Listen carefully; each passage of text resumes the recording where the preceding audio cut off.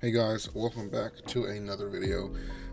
This video isn't one that I necessarily am proud of, and this isn't something that is it's not something I want to have to repeat again, but it's something that's bound to happen again.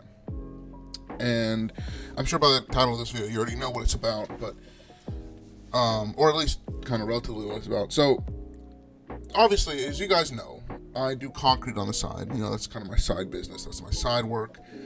I get a few jobs doing that. And, well, the first time I did a big concrete pour, I ran into a pretty bad mistake. And it was that I had actually under-ordered my concrete. Meaning, when I ordered the concrete truck, I rang it up like a week or so in advance. And I said, hey, I need concrete on this day. I need this much, this location, this type of concrete, this time, blam, Well, I had formed everything out, gotten everything ready, and concrete truck came, poured the concrete, and I ran the truck dry. I ran it dry. The truck went dry, and I was only short concrete by just a little bit. I ended up filling it up with about 3 or 4 bags. I ran to the store real quick and got 3 or 4 bags of concrete. Now, the reason that happened wasn't necessarily because I initially mismeasured. It's because I formed everything out too high. I had measured correctly, but then I didn't cut the forms right, and I ended up pouring I poured a thick slab. I was going to only pour like a 4 or 5 inch, I think it was a 5-inch slab I was going to pour. But I think I ended up pouring a little bit thinner up top.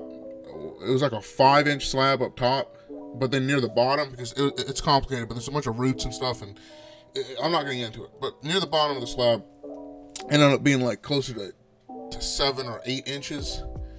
And not only that, but I think with a few other factors, I messed it up big time. So after I finished working my ass off, trying to, finish up this concrete, bull floating it, finishing it, I looked at it and I'm like, shit, I'm out of concrete. So I had to run to Home Depot real quick, 15 minutes there, getting the concrete, 5 minutes, 15 minutes back, maybe a little bit less than that, but you get the point. Trying to mix this all in before it hardened up. It ended up being fine. That pour ended up being completely fine, So that wasn't a problem. That pour I ended up pouring a little bit wet. But it ended up being okay at the end of the day. It just caused me a little heart attack. Well, fast forward to about a month ago, or a little bit over, it was probably about 2 months ago now. About 2 months ago, I did my second big pour. When I say big pour, I mean pours you have to order a truck. That was my second solo big pour. And with this pour, I messed up in 2 ways. The first way was when I ordered the concrete, I ended up ordering it way too dry. And I had thought I asked to add a lot more water to it than was added, but apparently I didn't.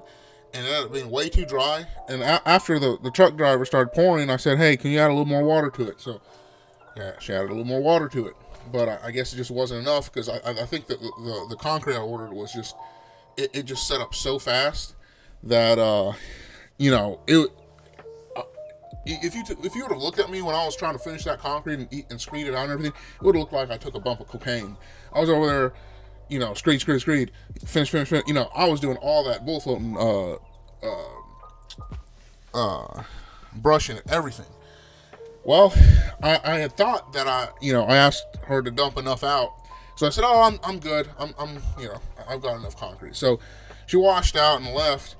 And then turns out I asked her to leave too fast, and I should have had her dump a little more concrete. I even dumped extra concrete in a wheelbarrow just in case. I'm like, oh, I'll have extra, because I looked at it and I was like, oh, that's plenty, because their minimum is 3 yards, and this one is legitimately way less than 3 yards. So their minimum is 3 yards. Well, I messed up again, and I had her leave too early, and it ended up costing me, almost another heart attack. I didn't actually have a heart attack, but it almost felt like it, because I was sitting there trying to finish it. Even just think about it, it's getting me stressed out. So what I ended up doing is Hopped in my truck, drove as fast as I could. I ended up going to Ace Hardware. That was the closest store. Got like 4 or 5 bags. I ended up only using like 2 or 3, but I got 4 or 5 bags of that. They don't have the Quikrete, they have Sakrete, or whatever. Got 4 or 5 bags of that. Ran all the way back, mixed it up, poured it, finished it, and that was that. But I've made that same mistake twice now, and I hope that I don't ever make a mistake like that again. And I hope these first 2, instances are good learning points. Because first of all, not only does it look very unprofessional, it is very unprofessional, but also it just puts unnecessary stress and everything on someone. And again, keep in mind, I'm the only one that's doing these pours. I don't have a helper. I don't have an assistant. I don't have anyone helping me right now. So when I'm out here doing these pours, I don't have time to go to Home Depot or the hardware store. But guess what? You have to. Okay? There's no choice. You don't have a choice. I can't just pull concrete out my butt. What I could have done, even though it wouldn't make any sense because I should be able to have enough concrete off the truck, but what I could have done if I really needed to is I could have brought a couple bags preemptively in my truck and be like, oh, if I need more concrete, just mix it up real quick. That would have been fine, but why would I do that? That's stupid, I think that's probably what I'm going to start doing just in case, even though it's stupid that I should be doing that at all. But that's kind of part of running a business, because this is my first time kind of trying to run a business at all, and on a bigger scale. And there's risks to it. There's things that go wrong. There's stresses involved.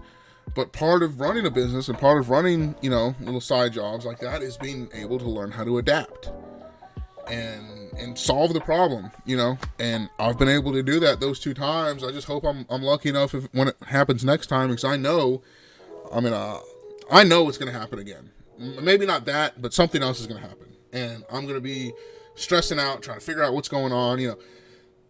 I just hope that next time something like that happens, I am prepared enough to handle it. And I just wanted to give you guys a quick insight, because I know I've mentioned my concrete business in the past. I know I've hinted at it, talked about it. The last 2 or 3 videos ago, I had a whole video just talking about my business. That video that I made, a little glimpse into my concrete business, that was the pour that I messed it up.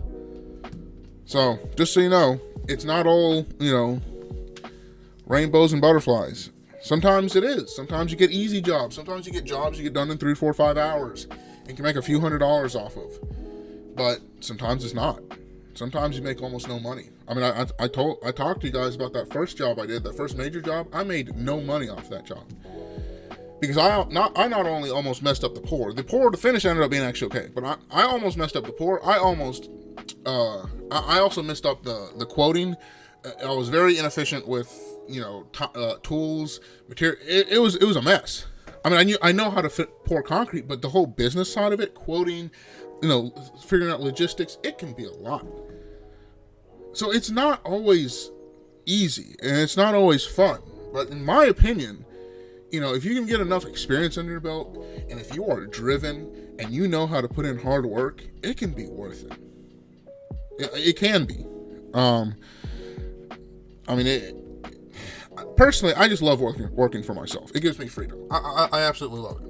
But, just be aware, if you are working for yourself, that it comes with certain, extended responsibilities and extended circumstance.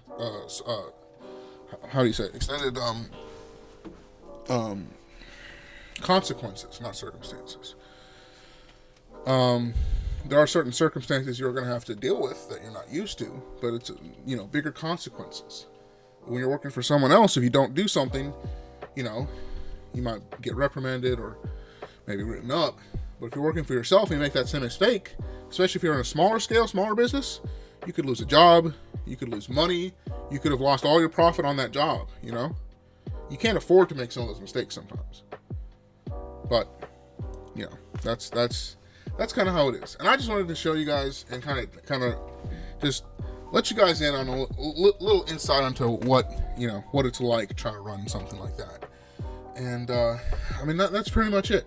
If you guys have any, if you guys run businesses, or if you guys have any experience with that, or if you guys have any questions or comments, leave them down below and I'll do my best to answer them. Other than that, thank you guys so much for watching. Make sure to leave a like down below. Make sure to subscribe. A lot of you guys that are watching actually aren't even subscribed, so make sure to subscribe. But for now, thank you guys so much for watching. My name is Lucas, and I will see you guys next time.